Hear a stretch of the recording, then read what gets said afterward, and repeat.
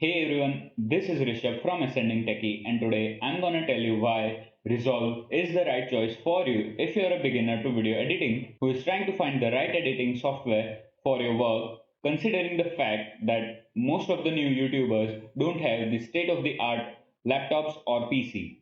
Now, the first question you might ask is why should I select Resolve while there are other lightweight editing softwares out there that can get the job done? Well, it is essential to have the right tools for the job from the beginning itself. Some free softwares have very limited editing tools, and a few of them might even watermark your video.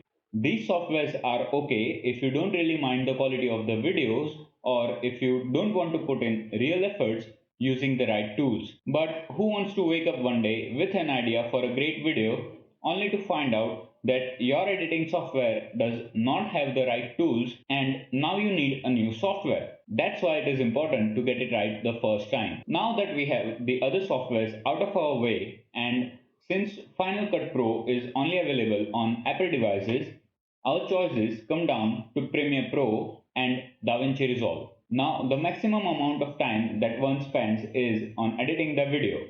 So, the playback performance of the software plays a major role in the experience that you are likely to have with that software.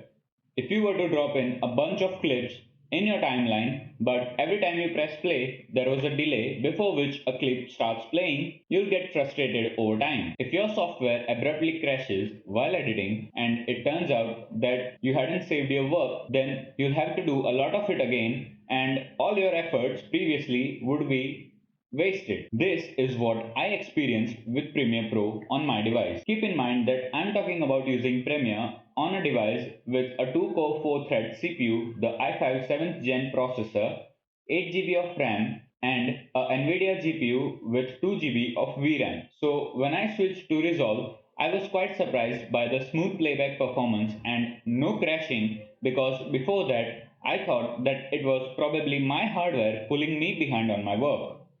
You should also note that editing off of your SSD instead of your hard disk will also help the playback performance a bit. Now let's take a look at the render times. Here I rendered a 4-minute 13-second video using Premiere Pro and Davinci Resolve Studio.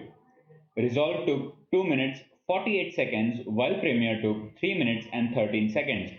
What's interesting about these results is that while rendering the identical projects, Premiere was utilizing about 70 to 75% of the CPU and 100% of the GPU on an average, while Resolve used 100% CPU and only about 23% GPU. This means that Resolve renders faster while using less resources. When you make quality content, there comes a time when you need some advanced tools to get some of those things done. With Adobe, if I need advanced tools for audio editing, I need a different software called Adobe Audition. If I need to do some VFX effects, I need After Effects. And if you want to make your workflow faster without reducing playback resolution, you need Adobe's Media Encoder.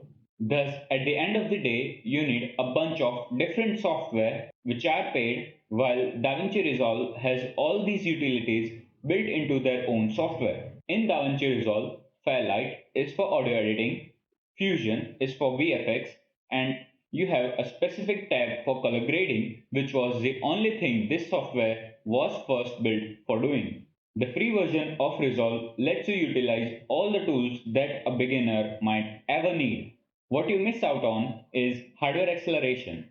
Thus, if you have a NVIDIA GPU with 4 GB VRAM or more, buying Resolve Studio can benefit to you since you can take advantage of NVENC encoder, which will dramatically reduce your render times. Thus, at the end of the day, you have a much more reliable software with tons of great features for free, which improves with every update instead of slowing you down unlike other softwares. The effective cost of all the Adobe software for 1 month is way more than what a beginner should be investing in, while they can get all those tools for free.